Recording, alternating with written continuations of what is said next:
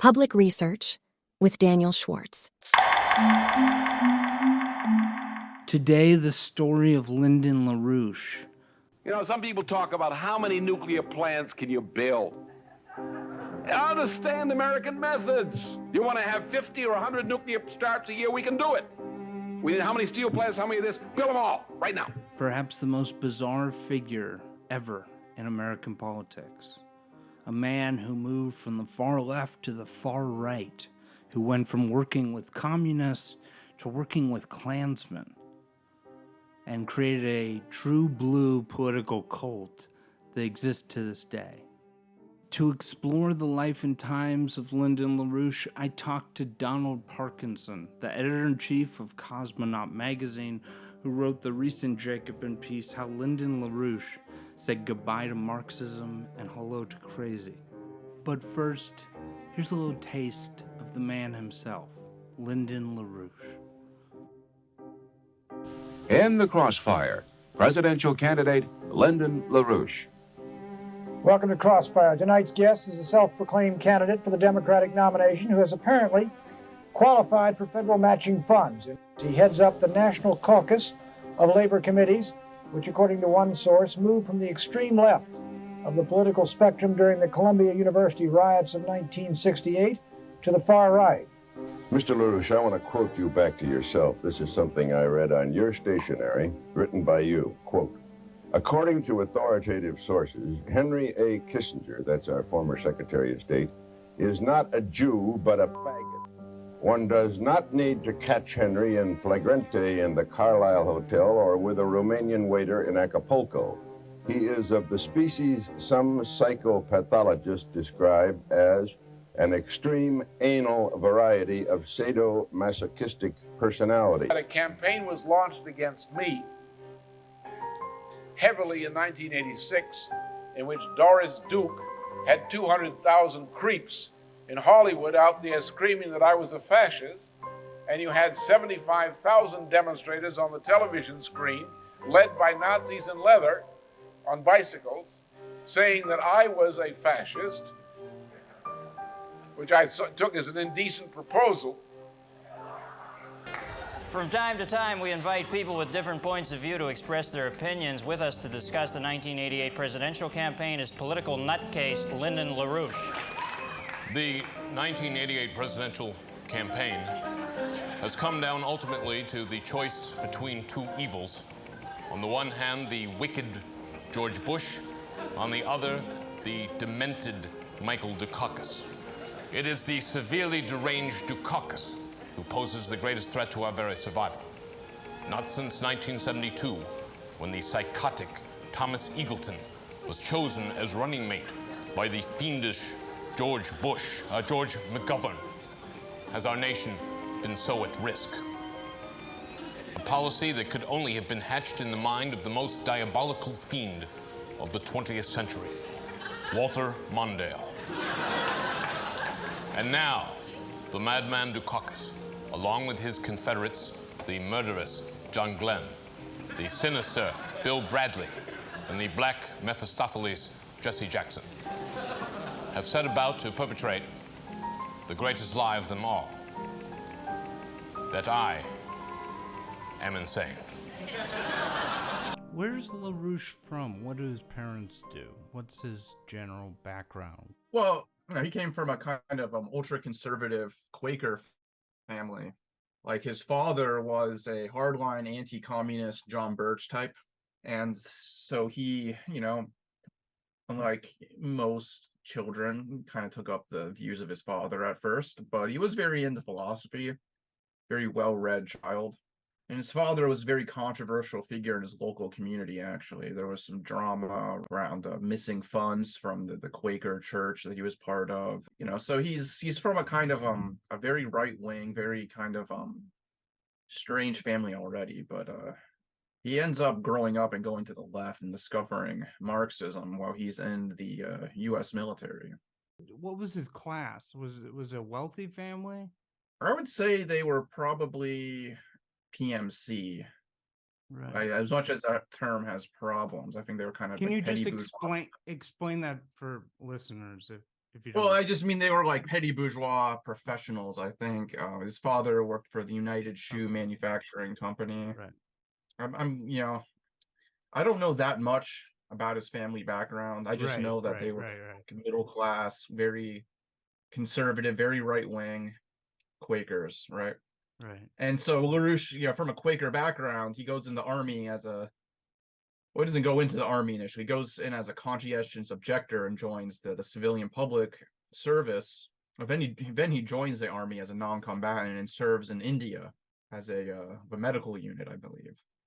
And it's in India where he develops sympathies with the Indian independence movement, and he sees the reality of British colonialism in India. And so that's kind of where he gets his long-time hatred for the British. But he also discovers Marxism, and he falls in with the Indian communists, who at that point are, they're aligned with Moscow. But he's disappointed in them because they don't launch an insurrection against the British. So he kind of becomes sympathetic to Trotskyism, because I'm guessing that the Indian Trotskyists have like a more hardcore line at this time. And so he gets involved in Trotskyism while he's in India as a non-combatant in the army. And so when he returns to the US, he becomes a member of the Socialist Workers' Party. So I think it's interesting how he starts out from right-wing family, goes to India, gets converted to Marxism, and then comes back to the right eventually. But it's a long journey back to the right for him, and he goes through a whole trial of Marxism, I guess you could put it that way. And can you just explain, because I think this is going to be important for the lay listener who might be me, sort of some, if possible, some of the differences between, because for a lot of people, the difference between Trotskyism, Leninism, Maoism, Marxism is a little unclear. Right. Could you like lay out some of the differences possibly? Right. Well, in the case of Trotskyism, it's there's obviously you have the mainstream communist movement, which becomes led by Joseph Stalin in the 1930s. Excuse me. Trotsky gets exiled from the Soviet Union for his oppositional activities. There's much debate about whether he was as bad as Stalin said he was. There's a lot of like he was collaborating with the Nazis. Some people will claim there really is no evidence to back that up, but you could say that he was still ultimately like weakening the Soviet Union. And so there's all these arguments about that, but essentially Trotsky, his critique of Stalin has many different aspects. But I think the relevant case here, the relevant critique he had, was of the Popular Front. The idea that the communist parties needed to form allies with the patriotic bourgeoisie and liberals against fascism.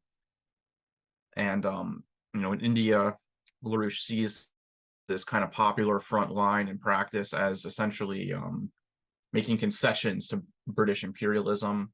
And so the Trotskyists, they have this line that's critical of the Popular Front and calling for revolution rather than conciliation. So he's sympathetic to Trotskyism for that reason at first. But at this point, Trotskyism is it's not as fringe as it is today, but it's still a fairly small movement. And it's and another thing about Trotskyism is, like, as soon as Trotsky dies, well, even before Trotsky dies, the movement starts splitting into different camps. Like, you have a split over how to relate to the Soviet Union. Trotsky's position is that, yes, the Soviet Union has been taken over by a bureaucratic clique, et cetera, but nonetheless, it's still a worker state that needs to be defended against bourgeois restoration. And so the Soviet Union, we still need to defend the Soviet Union, support the defense of the Soviet Union while still being critical of the bureaucracy of the Stalin group. So he has this line that there needs to be like a political revolution to replace the Stalin group and bring the Soviet Union back on track of being a worker state, or of being a proper worker state. His term is that it's a degenerated worker state, but still nonetheless a worker state. Whereas people like Max Shachtman and James Burnham develop a line that the Soviet Union is bureaucratic collectivism. It's actually like more reactionary than capitalism even.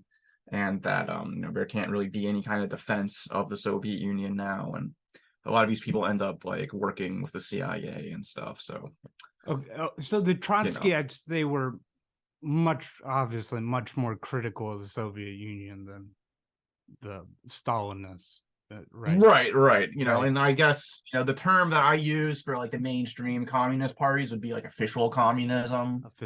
Yeah. Like, the official communist parties, and then you have the Trotskyists, who are the kind of the alt communist, I guess.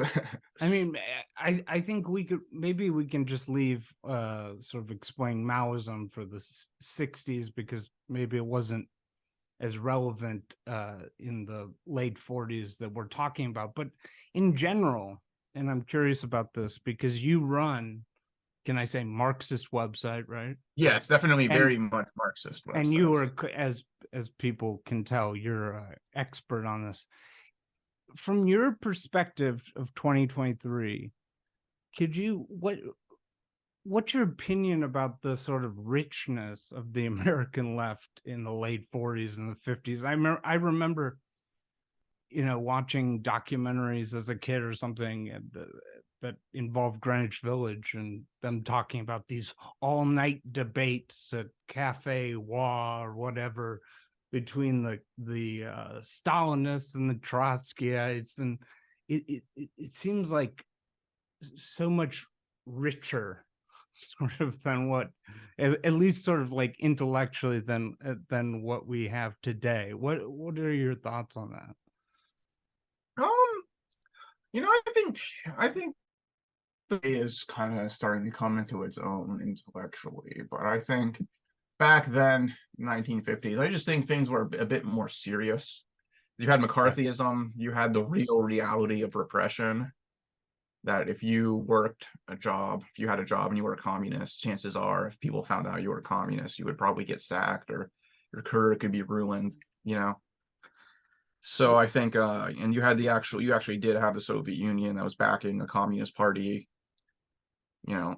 So, but you had and you had the Henry Wallace campaign after World War II, right? Which was, basically, and not communist run per se, but it was essentially kind of aligned with the Communist Party, and it was a serious campaign. But you did have a very serious intellectual left at this point, and Trotskyist movement. It's my fault. I should have asked it this way. There was what I meant to ask was, there was really this sort of serious factionalism to a degree that would be unusual today. These long debates between the Stalinists and the Trotskyites, and these differences really mattered, it seemed like, right? I mean, right, yeah, there's real stakes, I think, in some of these arguments, like because people were getting purged, right? And you had people who had experiences, who had friends who were killed by Stalin, for example. And take someone like Jay Lovestone. He eventually becomes a total CIA turncoat, right? But it was because he'd had direct experiences of the repression of Stalin. Trotskyists knew people, or had experiences with the Communist Party would shut down Trotskyist meetings. They would fight each other. That was probably a little bit more in the 1930s, but regardless, you did have this was a real political question that had real stakes of your relationship to Moscow. And I think the Trotskyist movement found itself in a very difficult spot, because they wanted to maintain a critical distance from Stalin and the Soviet Union, but at the same time, they didn't want to fuel the imperialist campaign against the Soviet Union, because at least the main orthodox Trotskyists at this point, they still thought the Soviet Union needed to be defended, but at the same time, you're in a difficult spot, because your people, in many cases, were being purged and repressed by the Soviet Union. And so that kind of led a lot of the Trotskyist movement to kind of see the United States as lesser evil. And I think they were obviously dead wrong. They were turncoats, but it was a complicated situation. I wonder, was he like rubbing shoulders with some of the Trotskyites of this period that would go on to become famous as neocons? Like, Not that I know of. Not oh, that okay, okay. When he was in the SWP, he joins in the late 1940s. What is I know that what is I've in that? 1950s. What was that? What is the Oh, the SWP is the Trotskyist party. Okay, the socialist. That is the main, the Orthodox Trotskyist party. Okay. You know, it's not the party that like kind of neocon characters are associated with. Right. That would be the Workers' Party, which is Max Shachtman's group, which split from the SWP. But yeah, he joins the SWP in like the late 1940s. And then in the 50s, I know he moves to New York City in the 50s, and that's when he's working as a management consultant for various corporations. How did he manage to be a Marxist and also working for these corporations?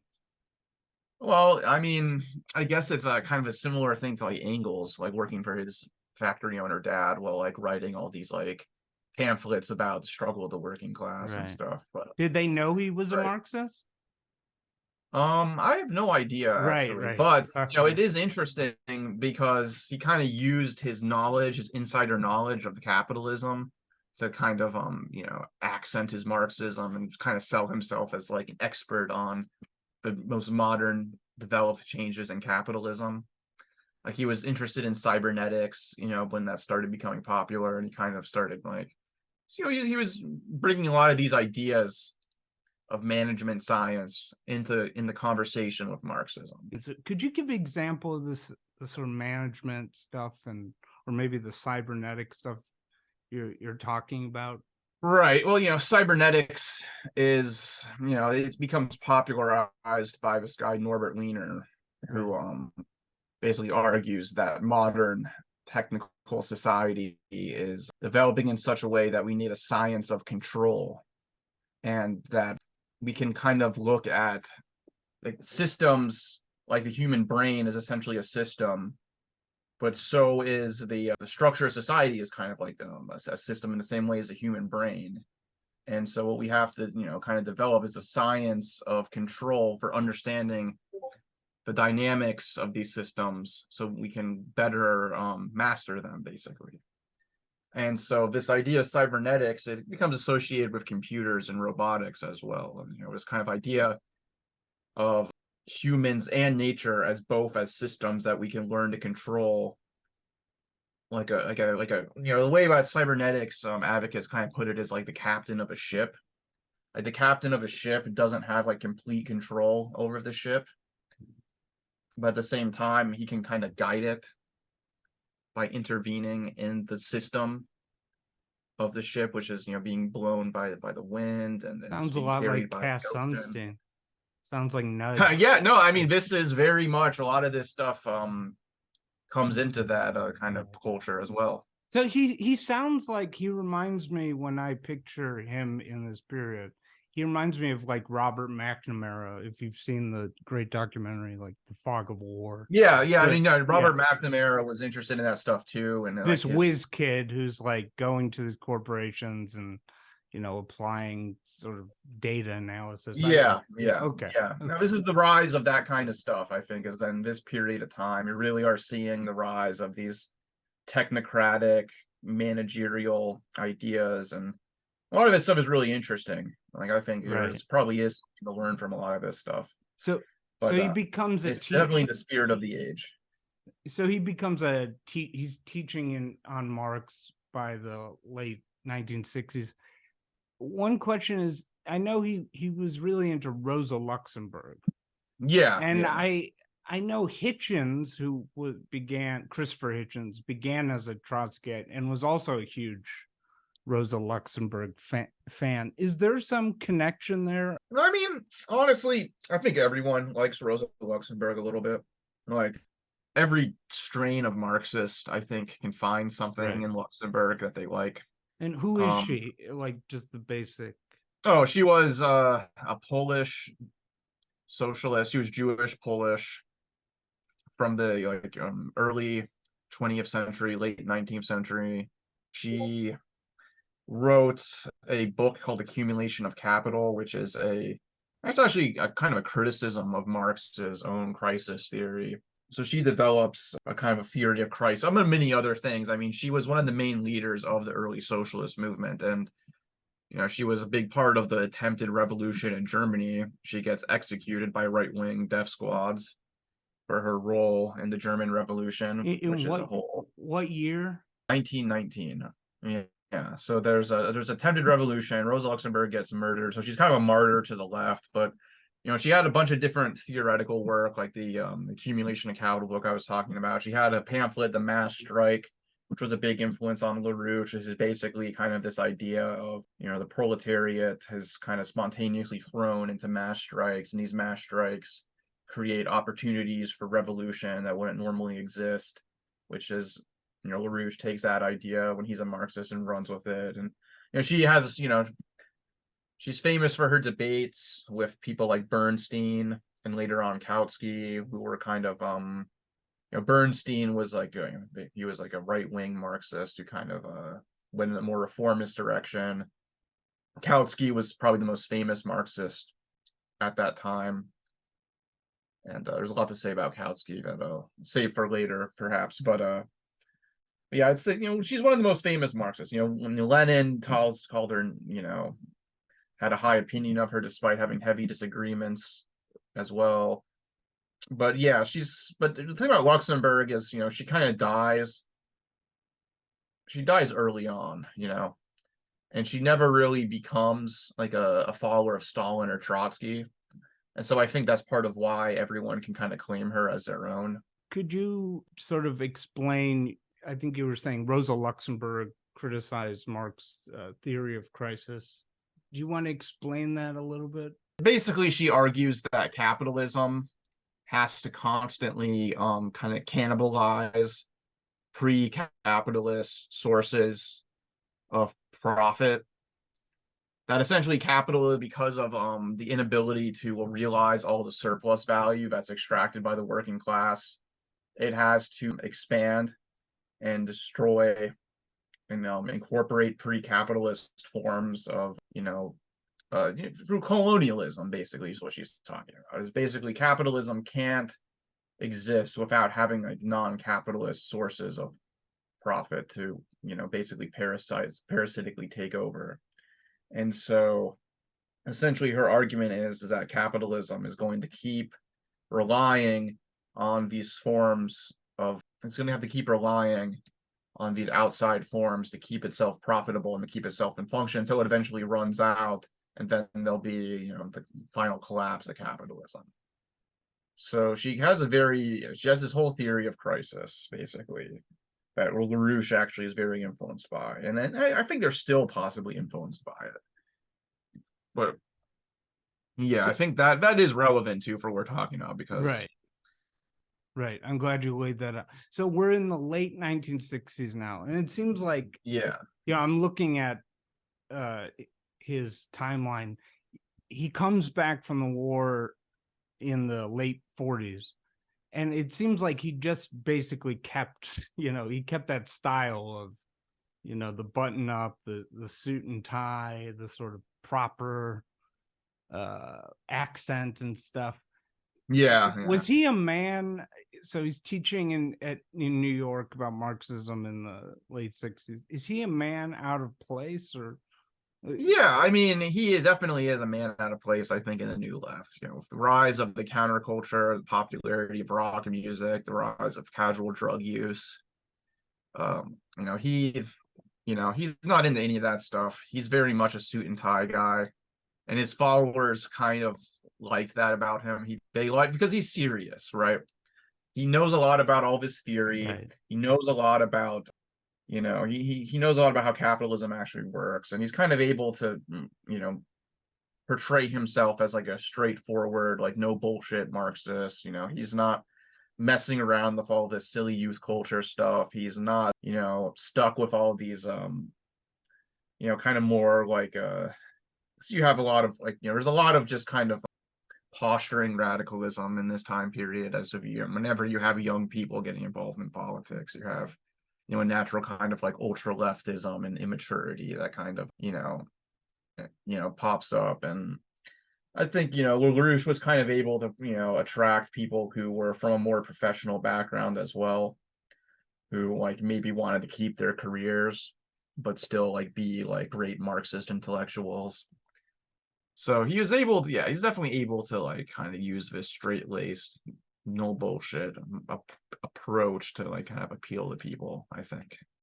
It's interesting. I remember reading John Judas's book about William F. Buckley, and it was really surprising how violently he hated the Beatles and the way that this music was viewed, and sometimes it wasn't even political by the previous generation. Was I think Buckley said it has no artistic merit, no depth. Yeah. No, So it's very he really silly. hated it. Did he hate rock music? Yeah, no, they, and the big LaRouche conspiracy is that the Tavistock Institute and the British Crown were behind the Beatles to promote the drug trade, for example. Right. So there's definitely he was part of that school of thought that the counterculture and rock music is all like a psyop to corrupt the youth. And so he hated on an aesthetic level too. He's very into classical music. That only what is called classical music, as exemplified in particular by the developments, the treatment of Bach by Mozart in response to Haydn's discovery, only that form of music is relevant, because only that form of music addresses the question of ideas. Now, people who want music with no content to it, with no ideas, we'll give them empty paper bags and that'll solve their problem for them. But actually, the people who say that it's not relevant, who say it's snobbish to prefer that, just simply need a musical education.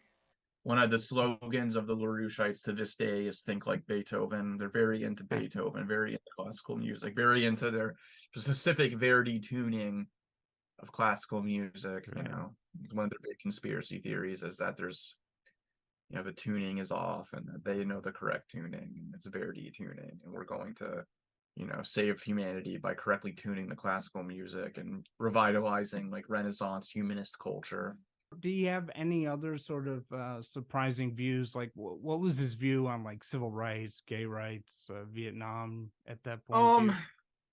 Regarding civil rights, I know that he was opposed to the community control effort in the Ocean Hill-Brownsville strike. At stake in the strike are the important issues that Americans were voting about this week. The issues of violence and order, of poverty and wealth, and of racial strife between black and white. Which was basically you had this effort of kind of like a Puerto Rican and black community trying to, have this program of like local kind of control over the school system, and the American Federation of Teachers went on strike against it, and it was kind of very racially loaded. And a lot of the New Left kind of like considered it like a hate strike, basically. But LaRouche's group famously supported the American Federation of Teachers. So he didn't oppose the civil rights movement or anything like that. And that was all going on while he was a Trotskyist. So, obviously, the Trotskyists weren't going to be against the civil rights movement. What about feminism? Oh, I imagine he was, they didn't like women's livers either. I mean, the LaRouche movement was, I've read accounts of intense sexism and abuse of women within the LaRouche movement, especially in those early days. There was, I've read, that women were not treated well at all. And there are women who were members, obviously, but there was just a lot of sexism and, stories of women being forced to have abortions, for example, because they didn't want any of their members to have kids. Yeah, no, they were not fans of women's liberation, and at least in practice. I haven't read their. I have, in my scanning of their documents, I haven't come across any statements on women's rights, but I just know that based on the testimonies of people who were members that women were not treated well in the organization. And we do have to acknowledge that Gloria Steinem was a CIA agent. Oh yeah, I mean, so that discredits feminism completely. Well, obviously joking. people will like point to, for example, the Ford Foundation was funding a lot of these like kind of civil rights, Black Power efforts, for example, and so people kind of use that to discredit the entire Black movement of the time, which is kind of what the LaRoucheites were doing as well. So yeah, it's the days of SDS, right? This is the rise. The New Left had already been going. SDS gets started in the early 60s. At this point, it's a Marxist, well, not formally Marxist, but it's full of different Marxist groups like the Progressive Labor Party, Revolutionary Youth Movement, the Weather People, the Weather Underground, the Weathermen, as so yeah, you've got all these different Marxist factions, and LaRouche, he's got his faction, which is the National Caucus of Labor Committees. And eventually there's the split with SDS. SDS falls apart, and LaRouche's guys go on with their own organization. And this is really where, LaRouche gets started as building his own cult. I assume if he had not taught a class, if he had not sort of dipped his toe into teaching, the whole trajectory would never have been. Is that sort of like the basis of like how he gathers his first, core followers? Yeah, because he wasn't like actually employed as a teacher, I don't think. It's a free school. It was a free school type thing, so he would just show up and give his lectures on Marxism. And by all accounts, they're very interesting lectures. And, how I really became interested in LaRouche was because I used to correspond with this guy, Warren Goldner, who he ran a publication called Insurgent Notes. I think it actually still is around. My politics have kind of changed since then, but he was kind of like a left communist, like he was very influenced by Rosa Luxemburg, and he was part of LaRouche's movement in the early days. And he left around the time that really started turning into like a dangerous cult, like with Operation Mop Up, which we'll talk about soon.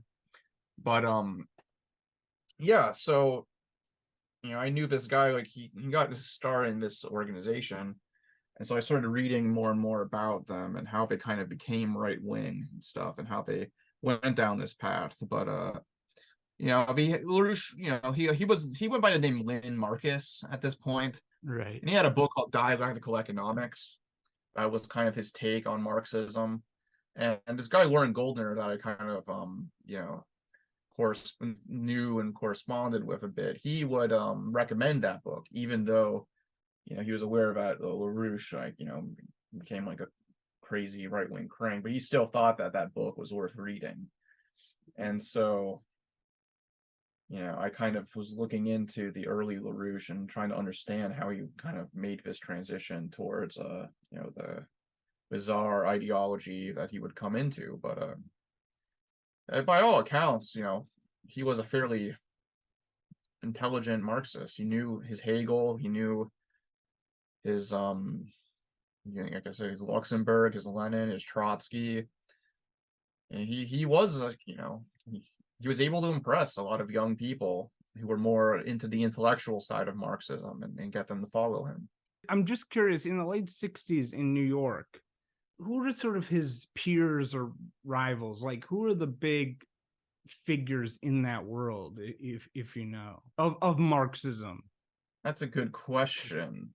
Well, you had people like Mark Rudd, who was an SDS guy.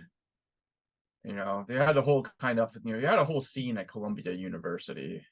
On April 23rd, SDS called a demonstration in which we planned to demonstrate inside Low Library to protest Columbia's complicity with the Institute for Defense Analysis, its racism in building the gym in Morningside Park, and its attempted suppression of the left by disciplining 6 students. About 500 people joined us at the Sundial. We were opposed by about 200 jocks. We found that not only were the jocks there blocking our way, but we found when we got to Low Library that the library was locked by the administration.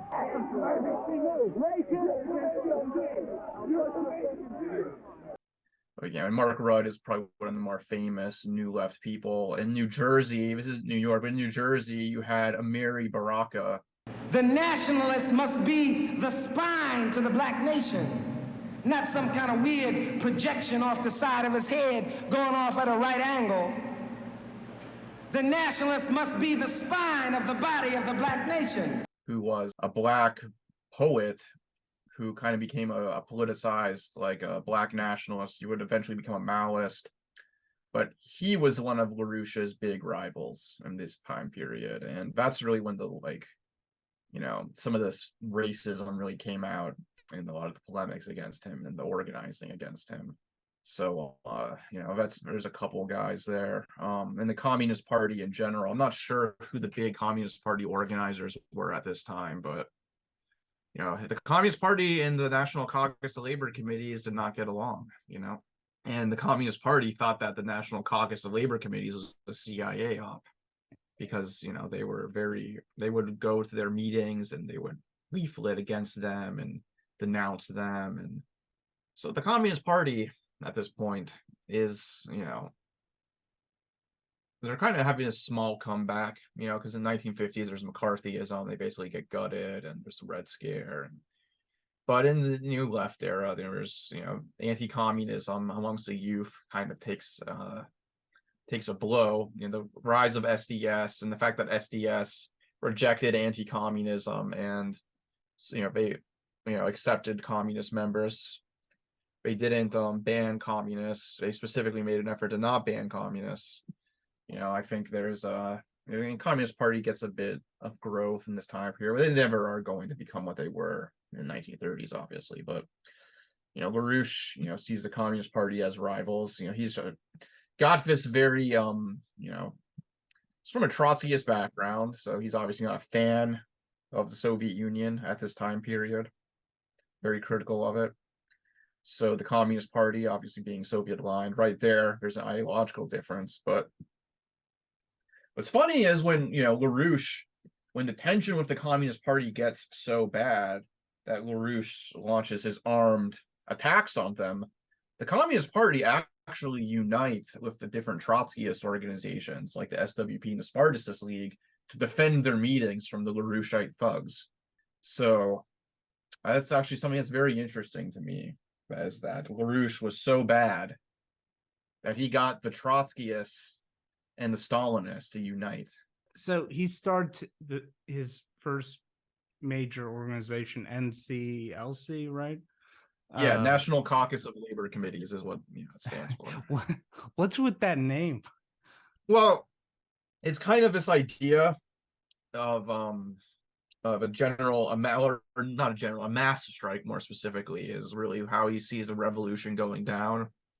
Is that, you know, he believes in the inevitability of capitalist crisis, and he writes you know, he has a bunch of theoretical writings about this, about how capitalism is tending towards crisis, and there's going to be a huge crisis in the 70s, and that's going to lead mass strikes of the workers. There's going to be a wave of mass strikes. And the idea, which is not LaRouche's idea, this is common for a lot of different Marxist groups, is that out of these mass strikes, you know, committees or councils of workers will arise to manage the strike wave, and that will pose a kind of dual power that could challenge the authority of the capitalist state. And LaRouche sees his organization as essentially like kind of intervening in these councils, leading the revolution. And so the idea is that, like, we are the labor committees, I guess, kind of relates to that idea of a kind of a mass strike council oriented idea of revolution. That was sort of aspirational, like eventually we'll have so many labor committees, the committees can have a caucus. They very much see themselves as the revolutionary leadership. And we should just note for people that this was back in a time when obviously labor was much more powerful, but, you know, late 60s, there were these mass strikes in Paris that were sort of you had the May remarkable. 68 events. You had there was a huge postal workers strike in the late 60s, for example, in the US. Not often talked about, but, you know, there was labor activity going on, but not to the extent that LaRouche obviously predicted. But it's like, you know, this is a problem I have with a lot of Marxists, is this idea that you just need a crisis and that will get the workers to like rise up and go on strike. And then you and your small group of Trotskyists or Luxemburgists or Maoists or whatever will be able to kind of like intervene and provide leadership as like an elite, as a minority. And so you'll be able to quickly go from a minority of people to leaders of this mass uprising. And it never actually works, you know? And he also starts his first sort of publication, New Solidarity, along with the organization. New Solidarity is this is a newspaper. And does he already have this sort of conspiratorial view of the hippies and? Yeah, no, I think you know, I think there was a lot of conspiratorial thinking in the left at this point because of COINTELPRO, because of the reality of the CIA, and because, you know, the reality of the FBI's, you know, operations. Right. I think, and, you know, this stuff was slowly being exposed more and more through the 70s. This is a time of like, you know, the Pentagon Papers and the Church Commission. And so more and more real ops are, you know, kind of being exposed. And, you know, so it's paranoid times in general. And there's good reason to be a little paranoid in this time. It's complicated because it's like, yes, the CIA was experimenting with LSD. Right. That is undeniable. But at the same time, you know, the idea that the CIA was purposely like promoting LSD to like weaken the youth and promote hippie culture, and you know, you have the whole are you familiar with the weird scenes inside the canyon? Yeah, Dave, I was just about to ask what you think about that. Yeah. Well, I haven't read the book. Right. So, you know, I should probably avoid like, you know, making a judgment. But you know, I should probably also lay my cards on the table. Like, I love that era of rock music. Right. I always have. But it is true. It's supposed to be a smoking gun that Jim Morrison's dad was like, the head of the Navy or something. Well, you know, whenever I look into it, and you know, I've listened to like interviews with McGowan, and I've read like, you know, interviews and stuff and kind of summaries of the theory. It's always like it's always just pointing out connections, right? Right. Frank like, Zappa's dad. Frank Zappa's dad worked at Los Alamos, I think, right? Yeah, but the truth Jim is, Morrison's dad was involved in Gulf of Tonkin. You know, it's the Crosby, Stills, and Nash. Some of their fathers and family were CIA or FBI or what military intelligence connected, and it's always like pointing out this like, oh, isn't that suspicious? Oh, isn't that suspicious? But it's never a smoking gun that actually like proves anything, right? It's always just like making connections and then speculating from there. You know, and so it never. I mean, you know, that stuff can be fun. Don't get me wrong, but there's a danger there. But you're going to drive yourself paranoid and just, you know, buy into ludicrous, ridiculous stuff. So, Operation Mop Up, was this like the most violent inter-left violence of that era? I guess Weathermen. I guess the terror. Well, but that wasn't inter-left. They weren't attacking other leftists. Right. But I do know that fistfights often broke out between Maoists and Trotskyists or pro-Moscow Leninists, Marxist-Leninists versus pro-China Marxist-Leninists, and you know, stuff like that. You know, you know, I'm sure you can talk to a lot of veterans of the new left in that era, and they'll tell you, oh, you know, there were, you know, sometimes fisticuffs would break out, and so there are all kinds of stories about violence in the left at that point. But I think Operation Mop Up was like, I think it's unique in how it was like so top down and like organized. You know, like there was a whole plan that was put together to like attack, you know, the CPUSA and to break up their meetings. And it wasn't just like, you know, two leftist groups get into like a confrontation at a rally and then fisticuffs break out. Like it was a real planned and coordinated thing. And so, and that's one of the reasons why people were saying, oh, these guys got to be CIA. These guys got to be CIA. But according to documents that were leaked, the CIA thought these people were KGB. They were like, CIA is like, well, these people are doing this on their own accord. Maybe they're connected to the KGB or something like that. So it's, you can't really blame, at this point, at least, the LaRoucheites didn't have any connections with the CIA as far as we know. In fact, we have evidence to the contrary. So, which basically says that these people are doing this on their own accord. Like, they truly believed that like the Communist Party needed to be like defeated, and that they were like the main threat to revolution basically at the time. In fact, part of the LaRouche conspiracy about the Communist Party was that they were infiltrated by the CIA at this point. One thing I'm curious about is, do you know anything about who the sort of main lieutenants were around this time?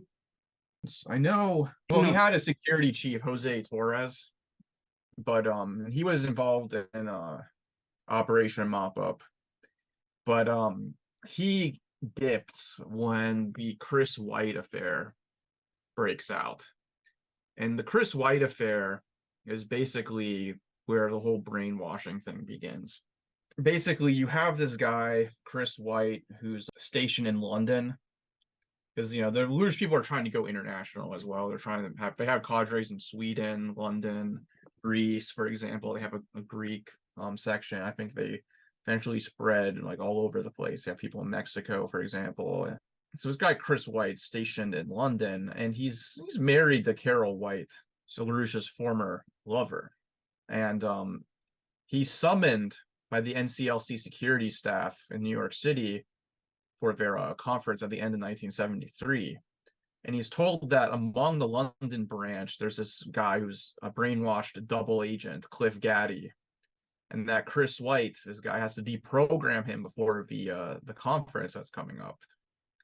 So he does this attempted interrogation of Cliff, goes nowhere, just a bunch of unhinged screaming.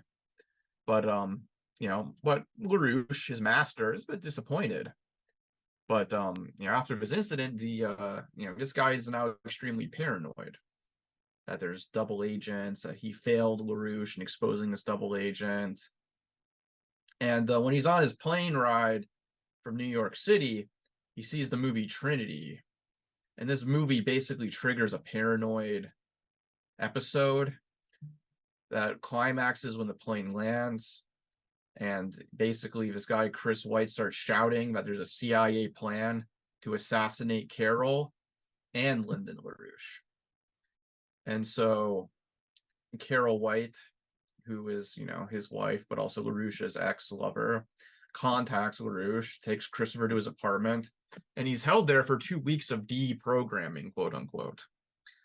And so eventually people in the organization in New York City start hearing that this guy, Chris White, was a victim of severe brainwashing at the hands of the CIA and MI6, and that there was an assassination plot where George was going to hear a trigger word, and upon hearing this trigger word, he would kill Carol White, his wife, and then kill Lyndon LaRouche himself, and that he was in league with Cuban exile frogmen, apparently.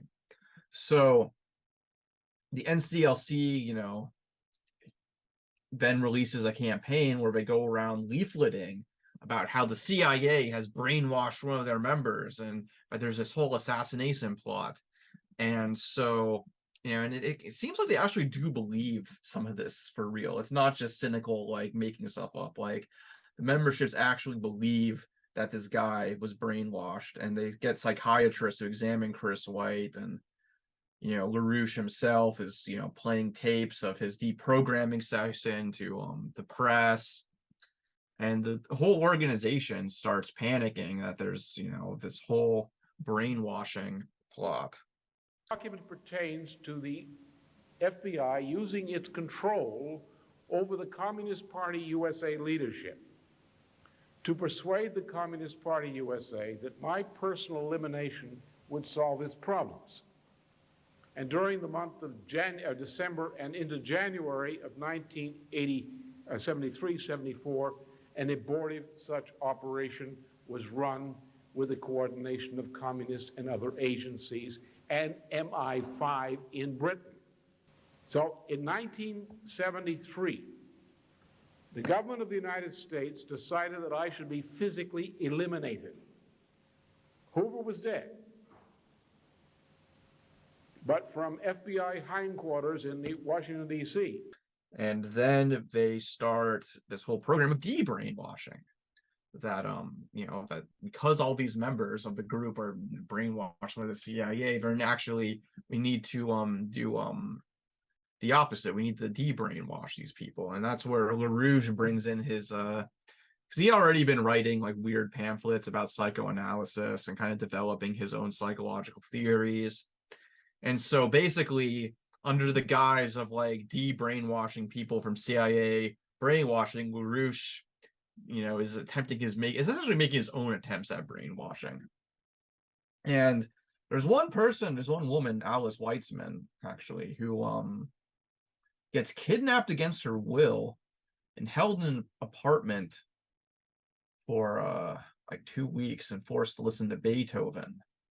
Eventually, she gets found by cops who hear the sound of her screaming, but they don't press charges.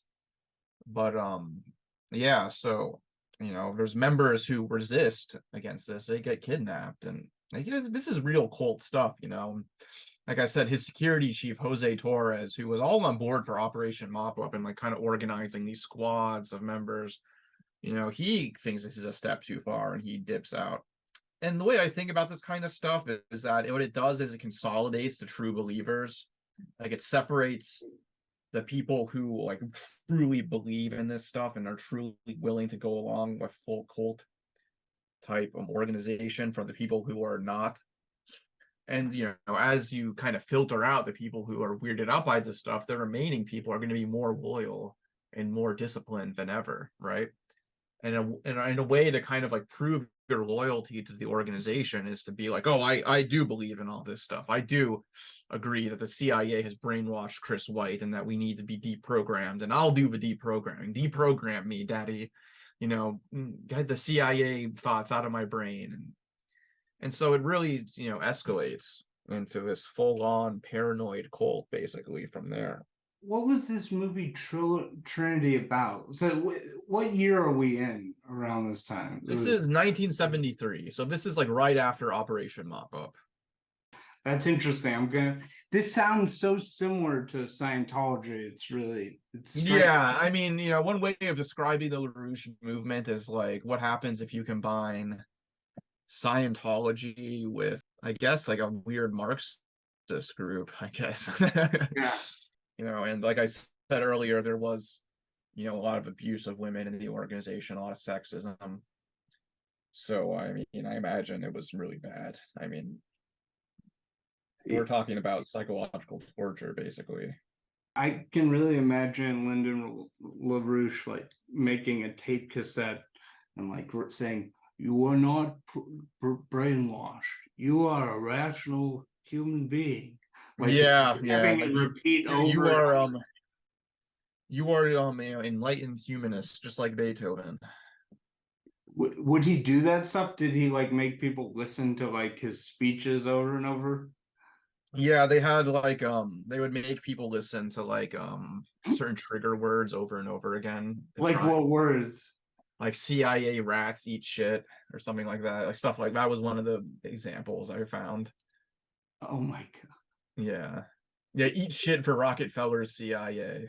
One of the questions I had for you is like, who's funding it, and so assuming it wasn't started as some kind of conspiracy, there's lots of conspiracies about it. Is it his background sort of in corporations and systems and management and sort of, I assume, obviously some kind of ego that he's like, he should be president? What accounts for this like rapid rise? Like within a few years, he's got people across the globe. Where's the money coming? Like, how does how does he get this all ramped up? I know more about their fundraising later on, because that's ultimately Right. what he gets like busted Right. for, is basically frauding like old ladies. Right. But there is that clip that you sent me of that guy claiming that the Rockefellers were funding this. Political cults also exist that operate in similar fashion. Lyndon LaRouche and his various names for organizations, I won't go into all of them, he has about 16 different ones over time. But he dates back to an Army intelligence background. Early on when I was tracking him, there was direct evidence of Rockefeller funding. That his organizational bank account was in a Rockefeller Chase Manhattan Bank up in New York, and he would get sudden deposits of $500,000 into the account without any explanation. And his troops at that time were bragging, because I guess this is what he told them to explain how they were getting money. They sure as hell weren't getting it selling New Solidarity, which you couldn't even read on the street, but they wanted you to believe that. And they didn't have the DuPont fortune yet then. So this is early on in LaRouche's history. He was getting these huge sums of money. And his followers told me that he was such a brilliant computer scientist that he was tapping into the computers at Chase Manhattan and getting little deposits in his account. I said, first of all, I don't believe it, but if I did believe it, and you could get into Chase Manhattan computers, you wouldn't screw around with 500,000. Which is very strange, because the Rockefellers were like his number one enemy. Like, that's how he justified like teaming up with Nazis and stuff, was basically that they were like the anti-establishment right, who were going to like form like a united like front against the Rockefellers with.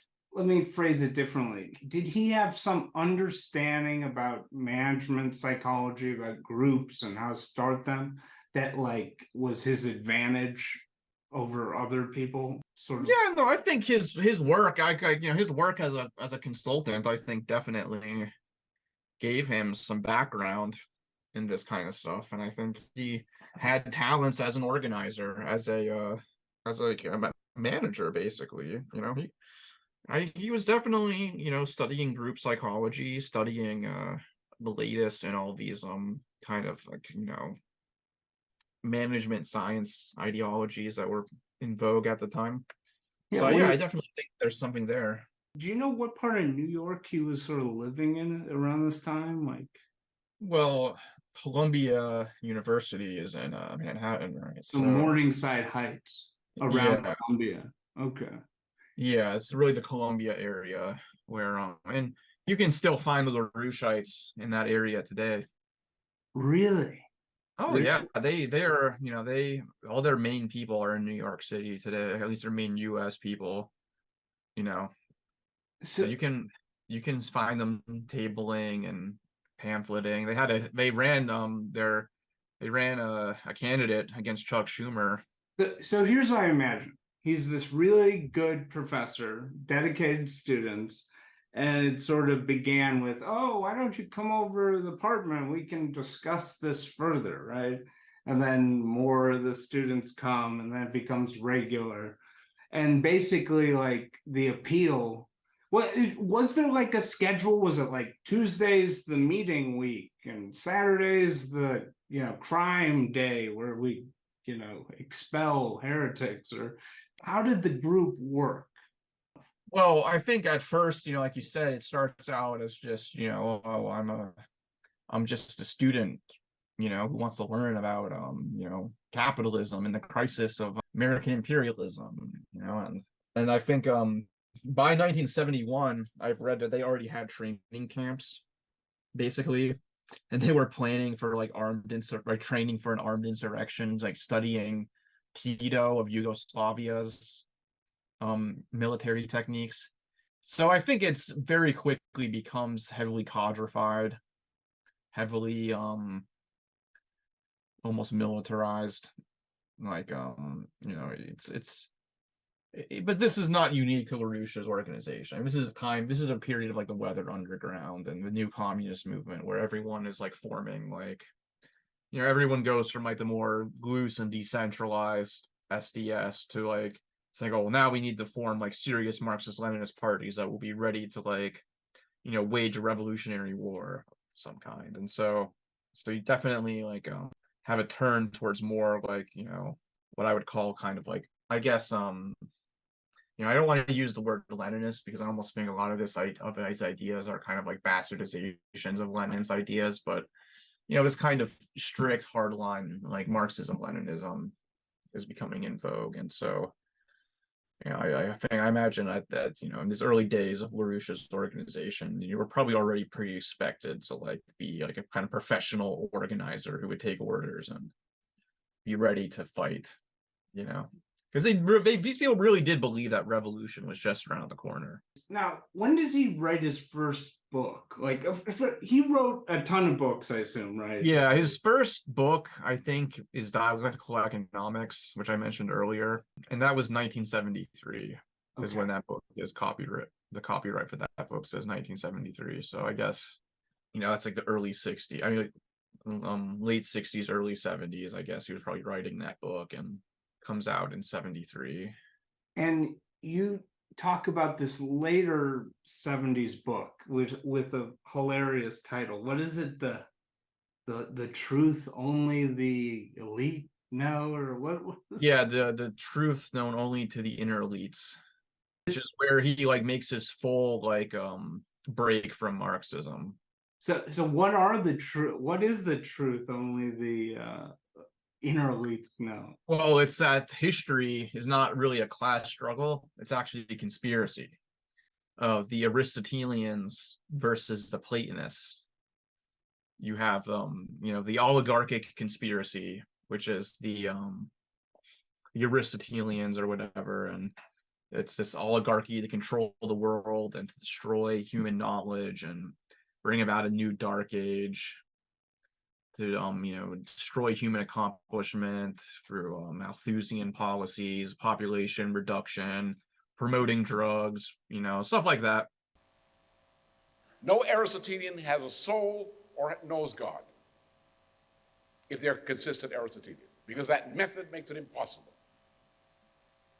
And if you read the Ethics and Politics of Aristotle, you see what that leads to. Every abomination imaginable is possible. This is kind of the classic, like, you have a lot of these like right-wing, like World Economic Forum, globalist oligarchy, like conspiracies, right? Ayn Rand, she also had very strong feelings. I forget about which one. She hated one and really liked the other, but... You're an Aristotle devotee more than a Plato devotee. Oh, God, yes. I can tell you in one good. sentence, If it's brief. because he is a defender, upholder, and advocate of reason. Aristotle, and the father of logic. No, I was wrong, actually. Ayn Rand was an Aristotelian. Yeah, she hated Plato, so I guess she was the opposite of LaRouche. But either way, like, this whole theory of a conspiracy of the oligarchy, and then there's a counter-conspiracy of the humanists, and that is like what LaRouche basically sees himself as part of. So all of history is a conspiracy theory, and the only thing that can defeat the bad conspiracy is a good conspiracy, and that's what LaRouche is going to form. And so, his organization basically becomes like a private intelligence service. I assume in the book he just sort of says there's these two teams, and Napoleon and this philosopher and this philosopher I don't like, they were all on the bad team, and Marx or these people were all on the good team. Is that sort of what he does there? Yeah, and the thing is like this whole ideology, you can basically arbitrarily like decide who the good guys and bad guys are. So you can basically have it so that actually the Soviet Union is like, there's a conspiracy of the humanists within the Soviet Union that we can form connections with, but we can also work with the conspiracy of the humanists and the CIA.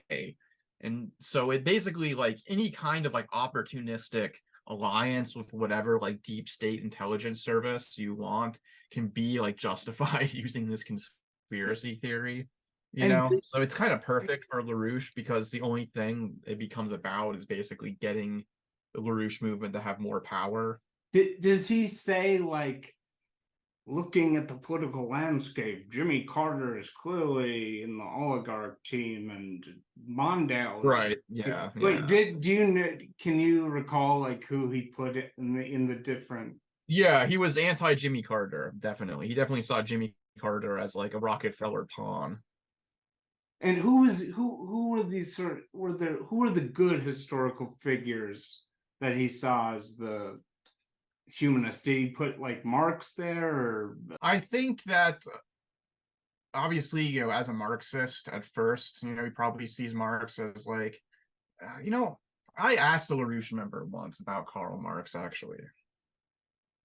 And they told me that Karl Marx was actually in with the British oligarchy. He was like kind of like, they suggested it. They said that, like, they asked me, so why did Karl Marx go in exile to the UK? Why did the British monarchy accept Karl Marx into their country if he was such a revolutionary?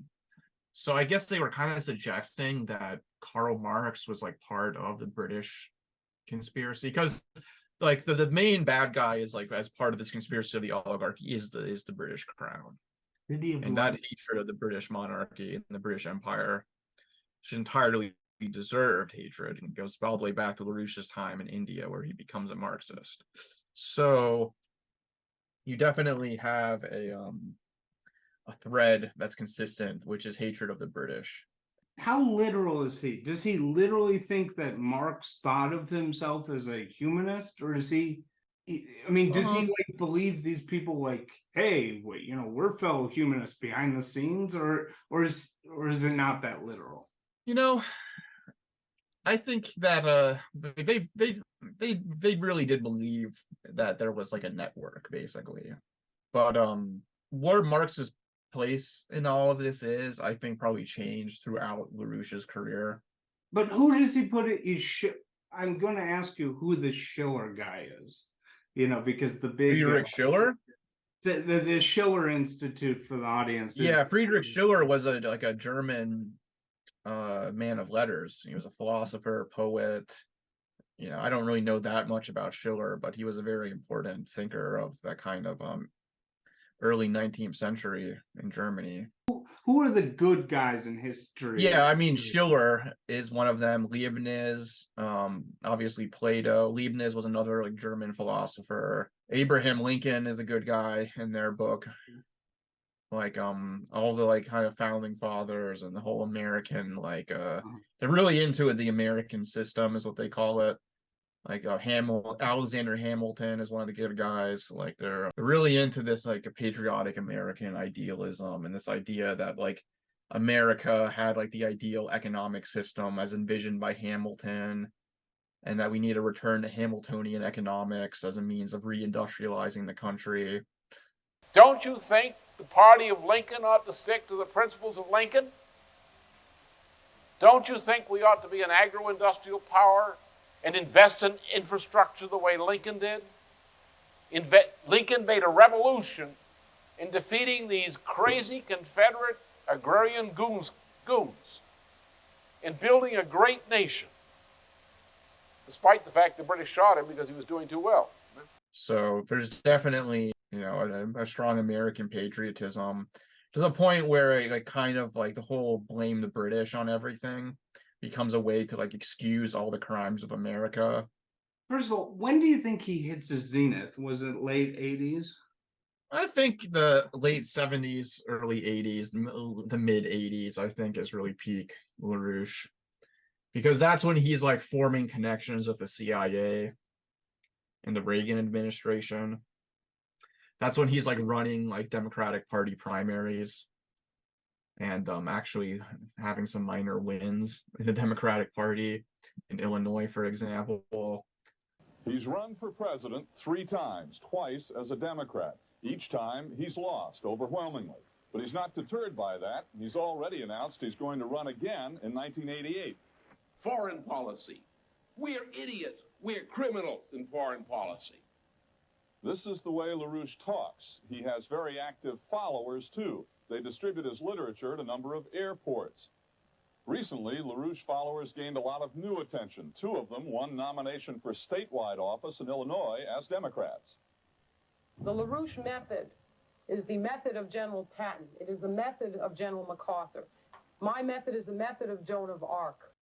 So, that's when he was getting a lot of press attention and people were like raising the alarm about him.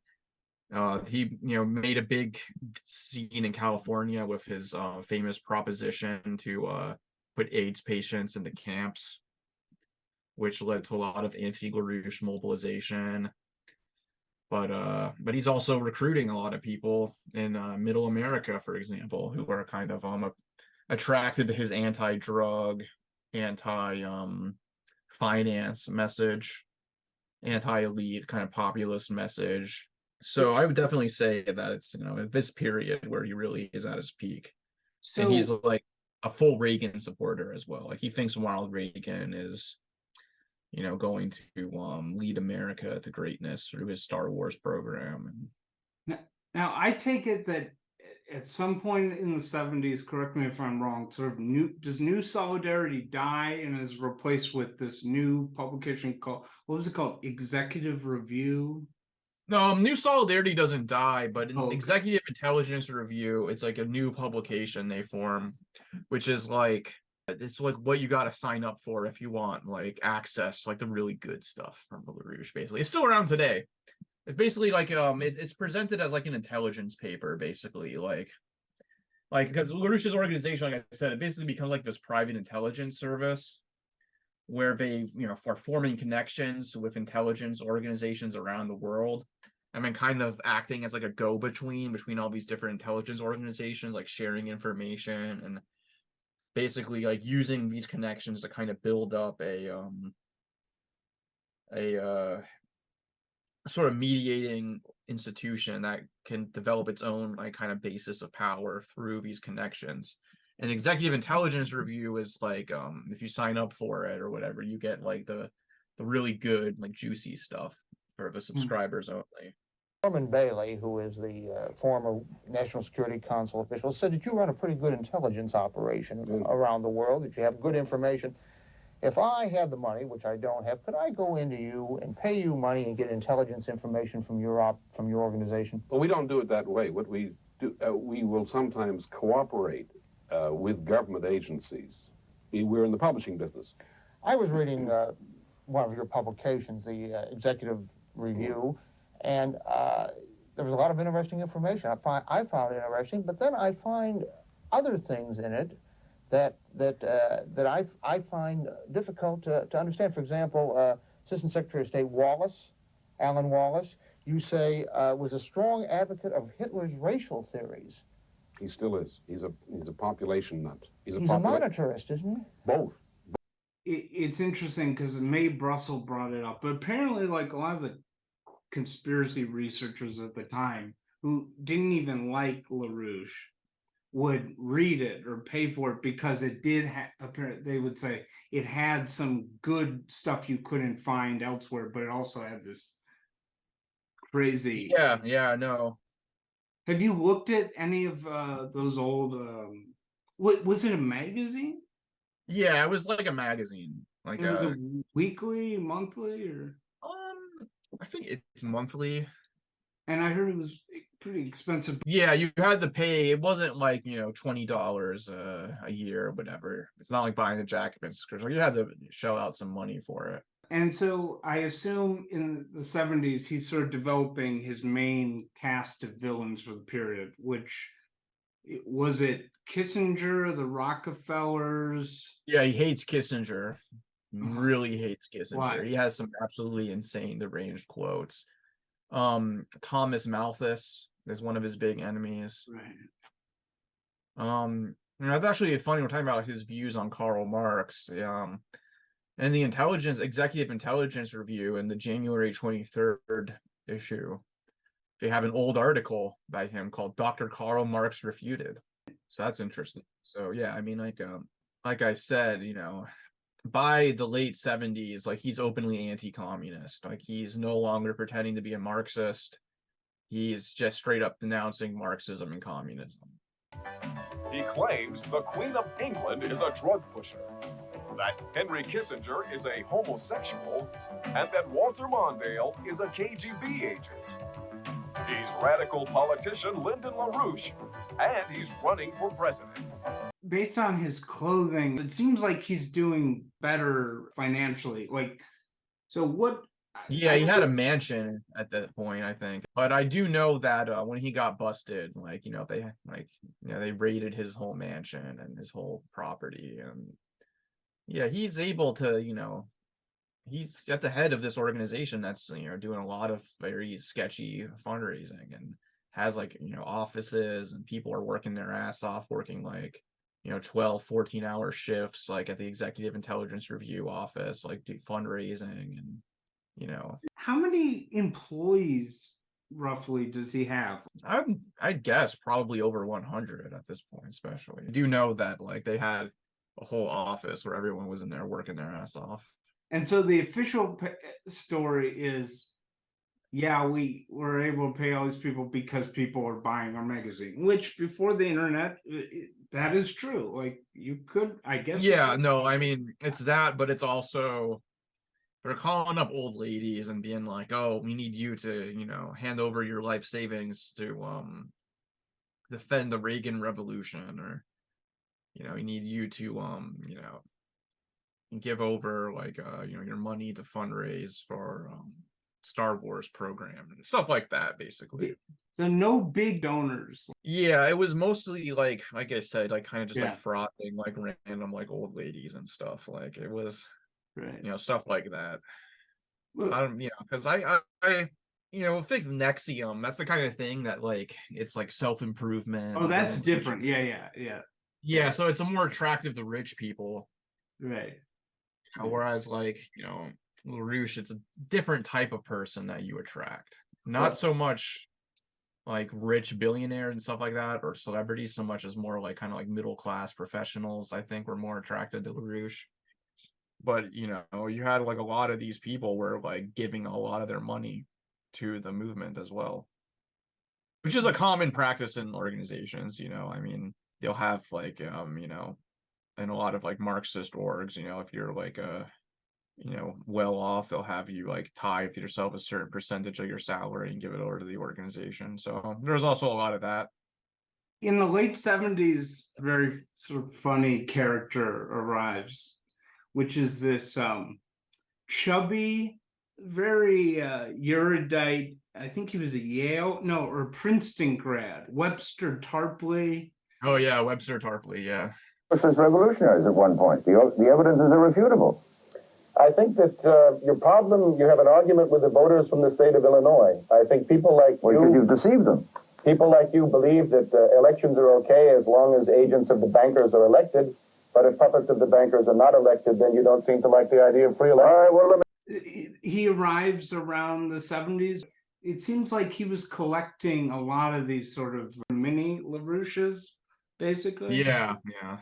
Tarpley was he was editor of the EIR, the Executive Intelligence Review, and he was he was part of LaRouche's defense when LaRouche got busted, or he was kind of the big defender of LaRouche in the press. He's just one of these guys who he's some people describe the LaRouche as a multi-level marketing thing, where it's you join and you kind of have to you have your own, you have to kind of build your own profile as a conspiracy theorist or whatever, or as a media personality, and bring more people in.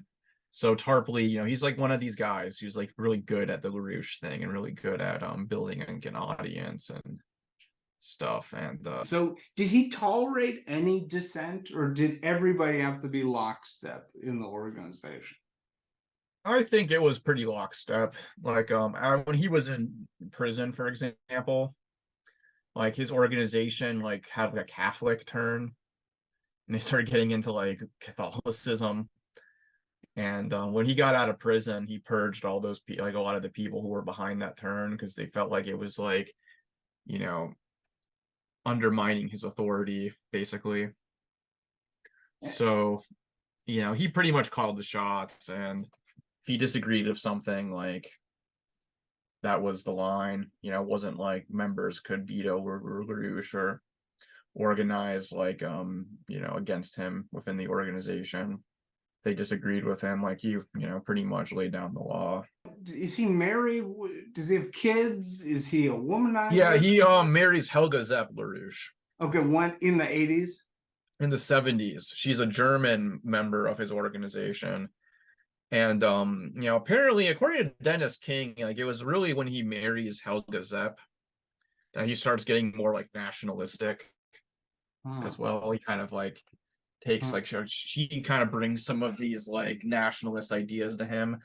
So, there's definitely like she's basically the leader of the Schiller Institute today. That's a little worrisome. A 1970s German who's extremely nationalist. Yeah, I mean, that's like, I can't say if she was a Nazi or Nazi sympathetic or something like that, but it's interesting how this like happens around the time that LaRouche is also kind of going in like a direction that's like not openly Nazi, but Nazi like, Was she a writer or something? Or?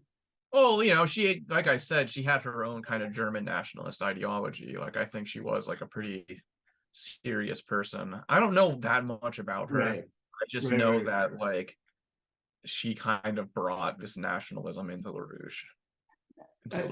And so, or she was kind of like involved with that. Like I said earlier, about like LaRouche kind of calls the shots, but like he also took influence from people he was around as well, and I think she was an influence. So, what was his personality behind the scenes? I do know that he was not someone you wanted the cross, Like I think the whole brainwashing thing kind of shows like the kind of authoritarian personality that he had. Like I think his upbringing, the kind of Quaker upbringing and stuff, the ultra conservative Quaker upbringing, because he wasn't like Quakers are generally not like right wing, but they were like a right wing like faction of the Quakers. So I think that his upbringing definitely he's created like this kind of authoritarian personality. Has any like ex-member written like a good memoir that sort of like details this sort of? Yes. There's this guy, Kevin Coogan. He was an ex-member. He left over like the anti-Semitism of the organization. Because he was Jewish. Yeah. And he has a couple of the main one to look into is called Smiling Man from a Dead Planet. Okay. It's written under the name Hylozoic Hedgehog, which is a weird pen name. I gotta get that. Yeah, there's a PDF online. It's not been published, but it's like kind of just like it's really long and it's so detailed. Like he goes into like the history. It's if you really want to like become an expert on the early days of LaRouche, especially, like it has like a whole breakdown of the Chris White affair and the brainwashing stuff. Yeah. But he was an ex-member of the LaRouche movement, and he wrote a really good biography of Francis Parker Yockey, who was the Imperium guy. The Imperium guy, the very strict third positionist, post-war fascist. But so he has this guy Kevin Coogan under the pen name Hylozoic Hedgehog. He wrote a whole like exploration of the early days of the LaRouche movement, and I should try to get in touch with him and talk with him because he's still alive. But he's an interesting character, and he kind of, his whole thing is that he researches these weird, like far right, bizarre people. Okay, can you give an example of like the early sort of racist and anti-Semitic stuff? Well, like I said, they were going after Amiri Baraka back in like the early 70s, even before mop up, and they had all this like racialized rhetoric about this kind of racialized like rhetoric about like ghetto youth and stuff, and Aunt Jemima stuff, like saying like basically like everything up to just like straight up using the N-word, stuff like that. Like using kind of like racialized stereotypes. Okay. It's really with the anti-Semitism gets like pretty intense when they start teaming up with Willis Cardo, who was one of the big he was actually this disciple of Francis Parker Yockey, right? So and he's one of the first Holocaust deniers. He starts this Institute of Historical Review thing. It's just one of the big like Holocaust denial presses in the United States, and he has this thing called the Liberty Lobby, which is like this populist kind of he's a Will Scardo, he's a very important figure in the American right, because he does kind of like take Nazism and like Americanize it, and like has this kind of populist like ideology. And he's running, and this is important, like this is something it's been totally forgotten mostly, but I gather from my interviews with some of the historians on this that the Spotlight, I guess, I'm not sure if it was a magazine or a newspaper, but that it was a large magazine or whatever, but that was like the central publication of the American far right, sort of the way the National Review was. Yeah, so hugely. And so teaming up with Louis Cardo, someone like that, who's kind of like a center figure of the American right, was able to kind of build all these connections. And in interacting with these people, they obviously give him shit for being a Marxist. Because he's still a Marxist when he actually starts working with these people. And they also give him shit for like not being truly like keyed in on the Jewish question, as they call it. So there's Dennis King, whose book on LaRouche I highly recommend. He really kind of argues that it's like through these interactions with the far right, they start getting driven more and more into like anti-Semitism. And at the same time, there's like a lot of Jewish people in the LaRouche movement at the same time. So it's like, so he's able to like kind of dodge accusations. How can I be a racist with look at my friend? Yeah, exactly. Right. It's he uses his Jewish members in order to dodge any accusations of anti-Semitism. And it's obviously like, it's this kind of anti-Semitism where it's like, well, we don't have a problem with Jews, we just have a problem with like the Zionist cabal, the bad Jew. Yeah. So so it's like the whole oligarchy versus humanist conspiracy kind of lets them like view anti-Semitism while still like having Jewish friends. I mean, I assume it wasn't like Hitler style, like the Untermensch, racially pure. Was it of like this sort of Rothschild Zionist? Yeah, it's the Rothschilds. It's really like, imagine like taking all of the like Nazi rhetoric about Jews being like a cabal, but then replacing Jew with Anglo.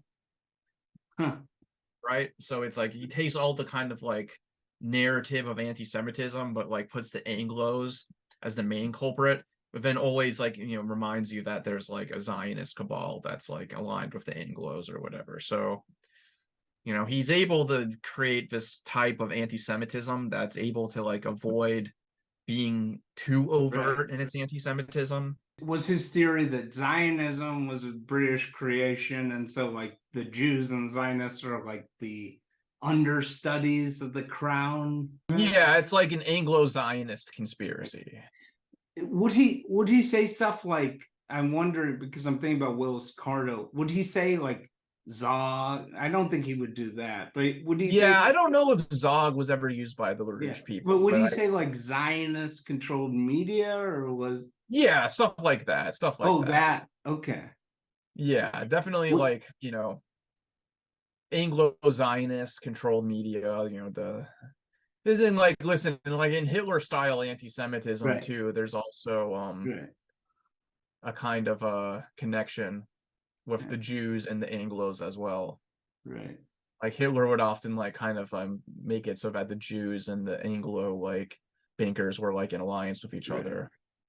Right. So if you read it, he wouldn't be like using the Jewish word, he would just say Zionist. Yeah. Okay. Which is like, I mean, obviously like anti-Zionism is not the same as anti-Semitism, but obviously I don't need to say that, but the way that LaRouche would basically just take all of the like anti-Semitic narratives and just replace the word Jew with Zionist is like, it's pretty I mean, there are people like David Duke who like exactly use it as like it's just a euphemism. If you picked up those like 80s magazines, would there be racist stuff in that? Like God, I don't know. I assume not, but like Hugh yeah, Laurie. there's a lot of kind of like racially coded rhetoric, I think. Oh, like about the ghetto and stuff like Yeah, that. stuff like Okay. that. Okay. Stuff that like there's some pretty awful stuff written about Native Americans actually in some of those articles and some of those magazines. Yeah. Basically saying that like the Native Americans weren't able to like rise to the level of civilization, so America had to like, leave them behind, and like the very like kind of like just kind of manifest destiny type stuff, like working with the South African government as well in the 1980s. LaRouche is really like, they actually were putting him on these big shows in the 80s, and he was making like national news. For some reason, he had like a lot of success in these little races in Illinois in the Democrat primary, and so he had some involvement with the Star Wars thing and the Reagan, and they were treating him like a player. He wasn't like a total joke. But this is sort of when the crazy stuff theories start. So I know I was just listening to him talk about how he believed AIDS was invented, right? Yeah, I thought AIDS was like he had a whole thing about AIDS. The most obviously, I mentioned it earlier, but the most famous was his like whole thing about how we're going to like put AIDS patients in the concentration camps. Yeah, he was in the AIDS conspiracies and stuff. I mean, listen, like every big conspiracy theory, like cultural Marxism was another big conspiracy that he was into. Oh, really? Yeah, like he, kind of promoted this whole idea that the Frankfurt School was like a plot against Western civilization. And well, what was he saying at this time? Like, what was the crazy stuff he was alleging? Like, the Queen's a drug dealer. Yeah, the Queen of England is a drug dealer is really the big one. Stuff about AIDS, the promoting like this war of total mobilization against the Soviet Union, like promoting like conspiracy theories about the Beatles, for example. Like what that there's Tavistock? Yeah, the Tavistock Institute is promoting them, and that the drug trade is like behind the Beatles, like a lot of anti-drug trade stuff. I think that was like one of his ways of like winning over like conservative like middle Americans was exposing the drug trade and stuff like that. Do you know, were there any American politicians he would say anything good about? Reagan. Huh. Yeah, that's interesting. Yeah. Because he had like his Fusion Energy Foundation, right? Right. Promoting fusion. So he was able to recruit a lot of physicists, and those people would work for Reagan under Star Wars. He was able to like kind of use his connections with the nuclear energy industry to like, get an in with the Reagan admin. If we ran into Lyndon LaRouche in 1985 and we said, what's the two most important issues in the world? Just issue sets. Like, was there like a few subjects that were their main focus? At that point, probably Ronald Reagan's Star Wars program and promoting that, and stopping the British oligarchy, stopping the Queen of England and her drug trade. And what was there some grand theory about the Rockefellers or something like? Well, they're part of the elite. They're part of the conspiracy of the hidden elites. Did he have a lot of thoughts about the Rothschilds too? Yeah, no, he talked about the Rothschilds and as part of this, like, as this inner elite. And so when does LaRouche start working with the far right, people like the Klansman Robert Miles? Yeah, that begins in the 70s. He starts working with Robert Miles. To do what? Well, he was the Grand Dragon of the KKK. And they worked together of anti-busing stuff, actually. They did anti-busing in the Yeah, South. they did anti-busing activism together. And what was LaRouche's was he like just openly racist, or was he like, no, it's about stopping the Ford Foundation, who are CIA cut out, and trying to, it was all like, it's a conspiracy brain stuff. He wasn't like, I don't think he would straight up say that we need to like have segregation, but he definitely like was working with people who would say that. And do you know what the conspiracy he thought busing was part of? Or I mean, all he had to do is probably just like point out like, oh, the Ford Foundation supports this, so therefore it's CIA. They're trying to create strife amid the that kind of thing. It's not too different from like the kind of conspiracy theories that you get from like the MAGA communist types about LGBT and stuff. And it seems like he was openly like a gay basher too. Oh yeah, definitely a gay basher. Like he used the F slur against Kissinger very infamously, and the gay struggle very much opposed LaRouche because he wanted to put AIDS patients in camps. Yeah. So yeah, he was definitely a gay basher. And I don't know, I don't think you go probably if you're a homosexual and try to join the LaRouche movement today, they'll probably like try to deconvert you or something. I don't know. I can't imagine that they're very like tolerant of homosexuals. So he said Henry Kissinger was gay, also a child molester, or yeah, they it was their strategy was basically to just smear people they didn't like. And he gets sent to jail for scamming old ladies. Yeah, for fraud. It was on fraud charges that they bring against him. Okay. And so I guess the one thing I would be sympathetic, was he against all these like globalization, free trade stuff? Yes, very much against free trade. Yeah. I think he was right.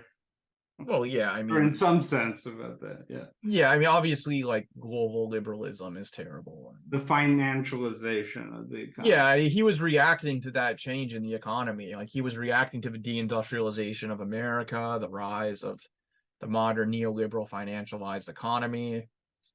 And so I think part of his ideology was like about, how do we react to deindustrialization? And so when he was a Marxist, he was like reacting to this stuff, and his kind of strategy was like, well, before we can do socialism, we need to do like this kind of nationalist developmentalist program to like, reindustrialize the American economy, this like to stop this like kind of deindustrialization, Anglo like depopulation, Malthusian plot. Which is another thing is like anti-environmentalism is like green fascism. Green fat is a big part of it to this day, but they're reacting or like you're very into this idea that the Anglo elite believe in like Malthusian population control and stuff. Let's talk about this Verde tuning thing, because of course we got to discuss this. This is about tuning like instruments, right? Yeah, it's about the frequency that everything is tuned to in orchestras. He says that basically the international regulations were like introduced to like suppress the true tuning, and they're really into classical music, so they obviously feel very strongly about this. I don't really know much about the fine, like, differences of tunings in classical music, but I do know that they were able to get like a group of like musicians in Italy to actually like lobby Parliament to change the tuning, and I thought that was kind of funny. And their meetings, is this just been the case forever? They all start with like somebody sings or somebody plays that they do this classical music at the start of the meetings. Yeah, they had their conference and I was watching some of it, and they had like really terrible choir singing, like these like long like explanations about like what it all like is what it all like means in terms of their whole like kind of Renaissance humanist ideology. Now going up to like, by the time he's on Alex Jones and he's like totally, just everyone knows he's a whack job. Yeah. Is there like a big what are the big like events? I know he goes to jail, but like after that, is there like some big split? Is there a big speech? Is there Well, there's his involvement in the anti-Iraq war movement, which is really like, and that's their big thing today too, is like opposing like US involvement in Ukraine and supporting Russia and stuff. Right. Like, their whole thing is like you got to vote to like stop, you got to vote for Diane Sare to like stop nuclear war. And it's always been a common thing in LaRouche, is like ideology is like you have to support us to stop nuclear war from happening because we're the only thing between the total destruction of humanity and the flourishing of humanity. There seemed to have been, based on his speeches, there seemed to be a crisis most years that threatened the future. Yeah, no, the crisis is always there, Crisis is always there. There's always a crisis coming, it's because it's a millenarian ideology. There's going to be a big crisis, and that's going to usher in the new age of the LaRouche leadership of the world.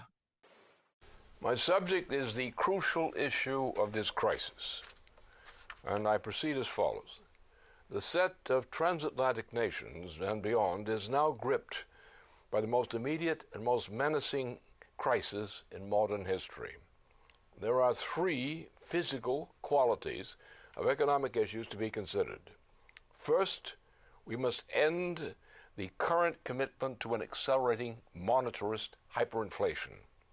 I saw this video from 2013 where he said it was called the crucial issue of the crisis. And he was like, began with mankind must conquer the solar system. It's really grand. But I'm just curious, was 1994 a year of crisis? 1998? Was every year? Or did he actually wait a few years between? Yeah, no, it's one commonality in all their rhetoric. There's always a crisis coming. There's always a crisis on the horizon. And what was it generally? Is it the crisis of the Nazi environmentalists trying to kill? Oh, the global financial oligarchy, the global financial system's going to collapse. Right. There's going to be depopulation, probably like, some world war type situation, nuclear war. So after like the late 80s, are there any sort of notable like policy flip-flops or shifts like in 1995, does he wake up and say, low taxes is good? Or is there basically doesn't do that? He does start out against Donald Trump, but then decides that Donald Trump is actually good and that we need to support him. And they become pro-China as well, which is strange. But they are willing to critique Trump when he's anti-China. But Willis Carter was very pro-China. Interesting. Yeah, he thought it was like a true like national socialist state or something. Yeah, it's always weird when these like rightoid types like project their like fantasies of like national socialism onto like socialist states. I think he just liked it because he didn't think it was a diverse country. Yeah, I mean, you got the same thing with like these kind of weird fascists in North Korea. They'll like try to like uphold North Korea as like this ethnocentric, like pure society. Now, what about the land bridge? And I think this is really interesting. These sort of, I don't know what you call them, project things that get rid of what are they? There's like fusion. Yeah, crash fusion energy production.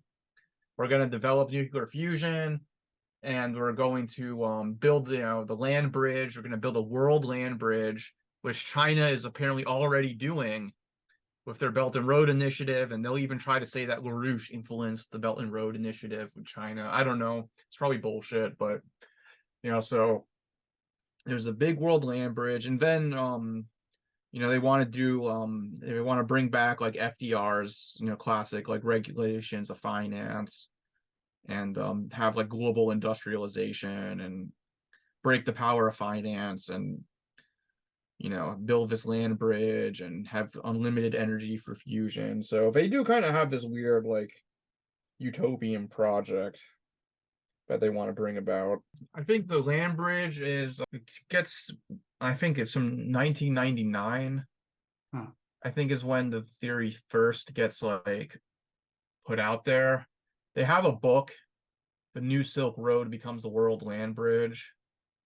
It's like a big, like almost 400-page book where they go into the details. I haven't read it.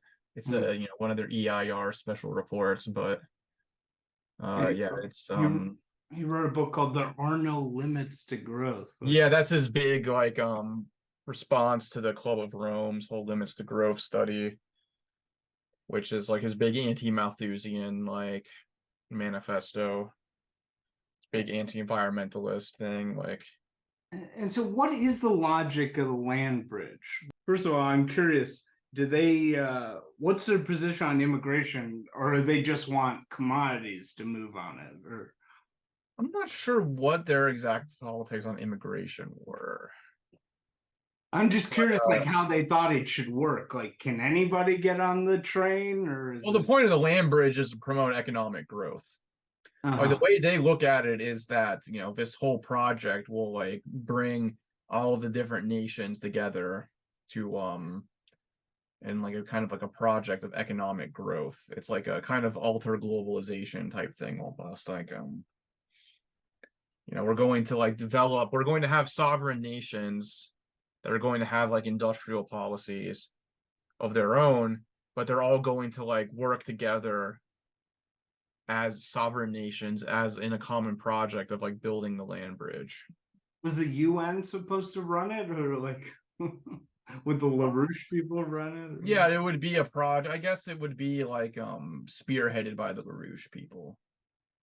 Right. It's sort of interesting. Do you think it's laughable, or what is your take on it? I mean, I think it's probably the most reasonable thing that they are for these days, like, other than like the anti-war stuff. Like, it seems like a cool idea. I think I was talking to some LaRouche people once, and I asked them, so like, what is the like selling point on LaRouche? Like, what's the big thing that like you would like bring up to like sell someone on LaRouche? And they're just like, oh, the land bridge, of course.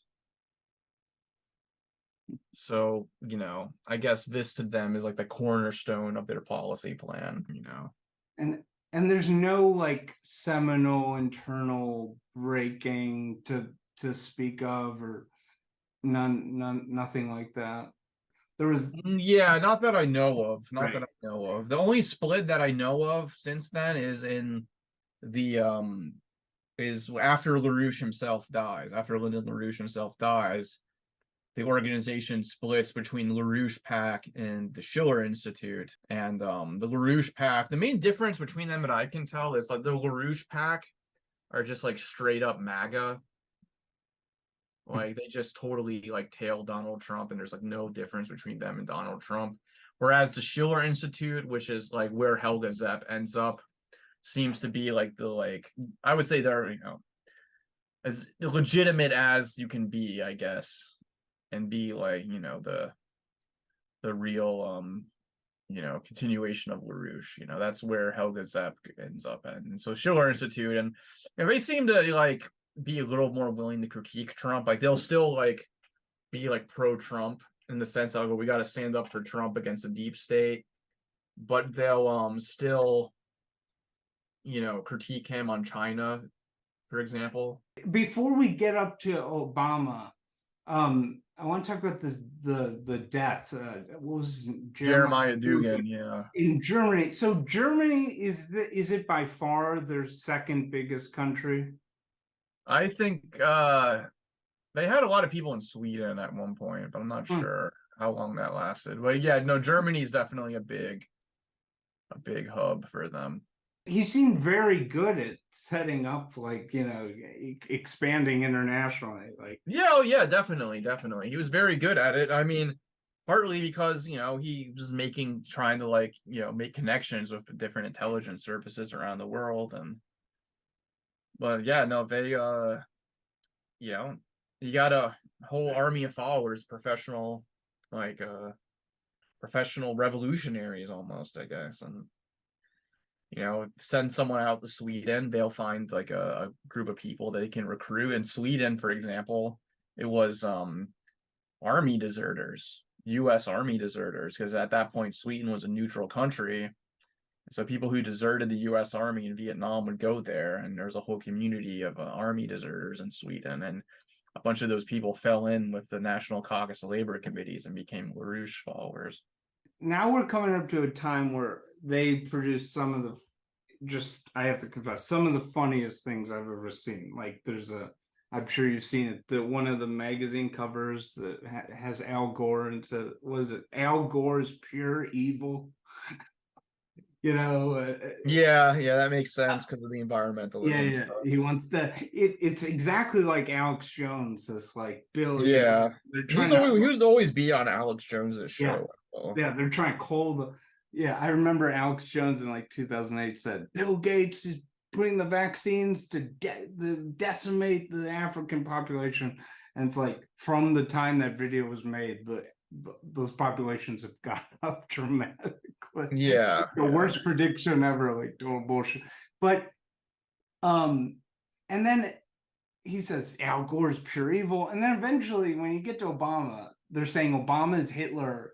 I watched a speech he made during Obama in like 2011. He says he's doing birtherism, he's not a citizen, and he says Barack Obama, who's this famously like even-keeled law professor, is clinically insane.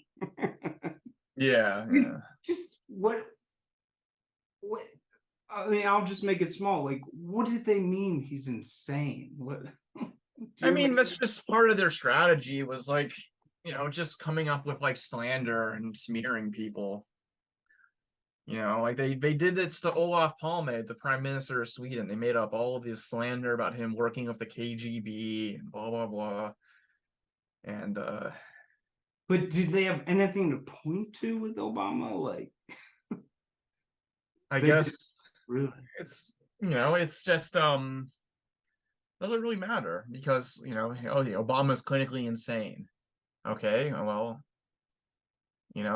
how do you prove that? How do you disprove that? It's like, oh well, someone point out, but he's not been diagnosed as insane. Well, just like, oh well, that's because of the conspiracy to silence the truth about Obama. Like, you can pretty much like create whatever, like in this worldview that they've created, like you can pretty much like make anyone the villain. You can get away with all kinds of like insane things and narratives. Like, you can always kind of change the narrative to your needs when the whole worldview is about this amorphous conspiracy of the oligarchy versus the humanist, I assume the reason they called Obama Hitler was is it the environmental thing? Is that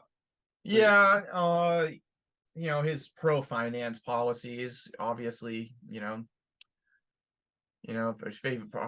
which is obviously like a legitimate critique of the way he handled all the bankers and stuff of the crisis. Like they were by Wall Street tabling, trying to get followers. Right. I think the last big thing was Trump and him kind of going on the Trump train after initially being opposed to him. And that kind of leaves us where we are today with like the whole weird MAGA communism fad. Okay, so he dies. How has it survived? How is it just this German wife is like a industrious woman, or? Well, there's a lot of very energetic followers. Daniel Burke, he's one of them. He's one of their big leaders today. He's on Twitter. I've argued with him in a Twitter space before. He's a big LaRouche guy, They, go on. Helga Zepp LaRouche is like on Chinese state television, for example, like talking about the Belt and Road Initiative. And they have like people with connections to the Russian government, like coming to their conferences and talking. Like, they have all kinds of connections around the world. So, I don't know. So the current state, it seems to me, tell me if you agree, there's like, there seems to be a very glaring generational divide. Like, they're missing people in the middle. Like, they have these gray-haired guys that have been in this group since like the 80s. They're doing their thing, but they seem very sort of separate from the, you know, the sexy young Zoomer LaRouche. Yeah, I guess Haas, this person named Haas, and Jackson Hinkle, and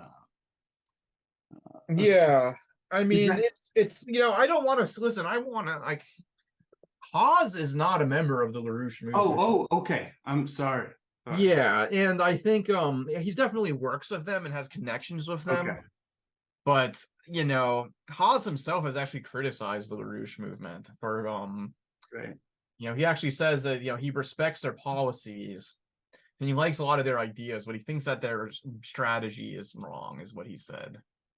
But Hinkle, but nonetheless, like he's still like, you know, kind of part of their network, because the LaRouche people, they have what they call like humanist allies, or like people who are like not members themselves, but are like kind of vectors for them to like spread influence, and you know. And I definitely think that people like Jackson Hinkle and Samira Khan and like the weird MAGA communism crowd are definitely like kind of like in their orbit, and definitely see those people as like a vector to spread influence. Do they think David Duke is a humanist ally? Probably. Oh, seriously? I mean, I wouldn't put it above them, that's for sure. Okay, but Hinkle. Okay, this Hinkle. Yeah, Jackson Hinkle, he's a humanist ally, and I don't know the full extent of his connections with the LaRouche people, but he's definitely in their orbit, and there's definitely ideological similarities. But this is an amazing thing. I saw this, that the LaRouche people were sort of involved with this Rage Against the War Machine thing. And I saw these photos. Yeah. And there were the Schiller Institute. They were sort of these fancy sweatshirts. They're very like Gen Z style. And these like young kids like playing like, oh, I'm really cool. I got a Schiller Institute thing. Yeah. No, I know some of the people you're talking about. There's that Liam Murphy guy on Twitter. He's like a big LaRouche stan. He's like a young LaRouche guy. But I'm honestly dumbfounded. Like, did they not see that this is sort of like a loser, ridiculous thing? Well, they got into it through Haas. Interesting. You know? It's like Haas is like, you know, he's got this whole army of Zoomer incels online who like hang on to his every word. And he starts like hanging, like talking with LaRouche people and promoting LaRoucheite ideas. And so, you know, some of his audience, like, you know, he speaks at their conference, and they have like a big meetup at their conference. And he, you know, so I think he brought some younger people into their movement. So they definitely like see him as an ally, or as like someone they can use. The one thing that Hinkle and Haas share is they're both they just call people the F slur. It's there's soy boys that didn't come, but it is what it is, and I think that they'll be crying at home. Hey Jackson, I came all the way up to Richmond to tell you you're a dork. Oh yeah? You're the fucking faggot. Like they're just They're very homophobic and transphobic, and you know. One thing especially galling is Jackson Hinkle would constantly do the repeat, and I don't care about, I'm not saying everybody else have the same position on Ukraine, but he kept saying, oh, the Ukraine Nazis. And all the while I would say, this guy literally is a featured streamer on Nick Fuentes' Nazi stream. Yeah, it's so hard for me to like take the anti-Nazi like rhetoric from some of these people seriously, because it's like your ideology is basically Hitlerism, like without Hitler. How do you assess this bizarre Hinkle guy? I mean, he's very weird. Like he styles himself as Patrick Bateman. Like, yeah, you know, Jackson Hinkle is so fucking weird. Like, I could talk for a while about this guy, because he starts out as like a Bernie guy. And not even a Bernie guy, just as like a Democrat. Yeah. And he's like an environmentalist, like Democrat, like guy. My name's Jackson Hinkle. I'm an organizer, I'm an environmentalist. I'm actually the youth director at Choose. Running for office in California. Yeah, there's a video, and he's like, saving the environment's really Yeah. Then he gets involved with the Bernie campaign. He gets involved with Tulsi Gabbard. You know, but he like would go. He's like friends with her, and he like went surfing with Tulsi Gabbard, which is just weird. And then he like reinvents himself as a patriotic Marxist-Leninist. In the meantime, we turn to Jackson Hinkle. He's the host of The Dive with Jackson Hinkle on YouTube. He joins us now. Jackson, thanks so much for coming on. Joe Biden is plunging us into a fascist state, and he is taking cues from what Zelensky is doing in Ukraine to manufacture this dystopian state and this dystopian reality in America. And then becomes like basically like a QAnon guy. Like he sounds like a QAnon MAGA guy, but he calls himself like, I don't even know if he still calls himself a Marxist-Leninist, because it's just like, who is this for? You know? But he has an audience. He has a pretty big audience, actually. Like, you know, like he does these streams where he'll just like talk about like the war in Ukraine, and he'll have like people, like his chat will be pretty busy, you know. So, and he's dating apparently Miss Russia. yeah, he's dating Miss Russia. Like, it's just, the whole thing is just so weird to me. Like, it's like, who is this for? Like, are you trying to appeal to like regular MAGA guys? Then why do you call yourself a Marxist-Leninist? Like, why like bother with the communist thing if you just want to like appeal to MAGA people? But then it's, you know, I just don't get it. But he seems to have an audience. I'm on the left, but I'm just gonna like shout gay slurs at people. Yeah. No, you're a fucking piece of shit. And yeah, he's a piece of shit. You know, he's a terrible, terrible person. Like, I mean, the stuff he says is just, he's incredibly misogynistic. Like, it's like this Andrew Tate red pill type stuff. He'll like kind of like make like, you know, he does the whole like red pill thing, but then he'll like talk about like Stalin being based, and you know how like China is awesome and North Korea is awesome, but women need to like get in the kitchen, make me a sandwich, and it's just so bizarre. The gay rights is like gay rights is a CIA agenda. Like, Oz has some insane conspiracy theories about gay people. He thinks that like LGBT is like a eugenic engineering project to like create a caste of loyal like soldiers for like the New World Order or whatever, like for globalism or whatever. Or he's got some crazy conspiracy. As a man, your goal in life should be what? Minimize your contact with as many people as possible. Because there's nothing more gay than a man having to give a shit about what a bunch of random people fucking think about him. The right-wing bigot to me, but well, yeah, they're just right-wing bigots, but they like claim to be Marxist. Reminded me, this younger generation, this whole Rockefeller crown stuff, has it just become, I mean, look at the crown now. The Queen's gone. Prince Andrew is like has to hide in his house. You know, Prince Harry left, and have they just dropped that kind of like? No. They still believe in the Anglo conspiracy. You know, they definitely like the City of London is still their is still the main target. And, you know, they still see it as like being centered in the City of London and that whole network. I mean, but it seems like they've dropped the Rockefellers. Now it's just WEF. Yeah, WEF, Soros. Like the thing, like I said, you know, it's the whole oligarchy humanist conspiracy. It's perfect because you can always like arbitrarily like make it whoever is like, you know, convenient. And so do you think they're gonna fade away? Or for years, you know, it was like a cliche where people would say, I'm a fiscally conservative, socially liberal, right? Like Bloomberg model, right? And then all this political science research came out, you know, with the quadrant maps. And it basically in the last like 5 years since Trump is like everyone, politically sophisticated people now know that like if you actually ask people, it's actually the exact opposite. Like that there's this, that's a very rare group of mostly like a lot of them are very affluent people, but there are lots of these people in like the Rust Belt who are economically liberal, want to tax billionaires more, but they're like, you know, not into trans people and stuff like that. I assume that's sort of their central proposition, right? Basically. Well, just, we're going to like be like socially conservative, but like have like leftist economics. Do you think in our future we're going to see some figure that will come out of the blue as like a presidential candidate and try to do some form of that combo where it's like, I don't think it'll be anti-gay, but I think like, you could see like, I'm tough on the border and I want universal health care. I've always thought because of America's like, we only have two parties.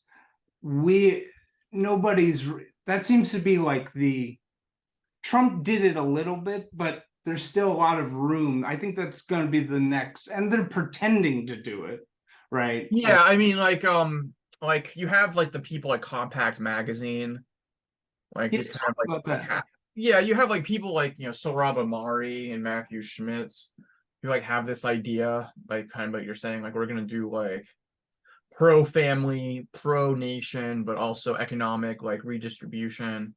But the thing is I just don't see it like taking off because the donor base of the Republican Party are not into like any kind of economic redistribution. And organized labor itself is still, connected to the political left, which tends to be like socially liberal. Right. So the institutional forces just aren't there. There might be a sentiment among the population for that kind of thing, but I don't think that the institutional basis for it is there. Yeah, just to close, I'll just share my sort of overall assessment, and then I'd like to hear yours. But basically, when I look at Hinkle, I think it's pretty clear in Hinkle, and Haas. I've never like really dug into him. I've seen lots of clips, mostly of him like calling people slurs. Yeah. I've debated Haas a couple times actually. Wow, you're brave. He seems very unpleasant. But the first time he did not yell at me. He went to law school.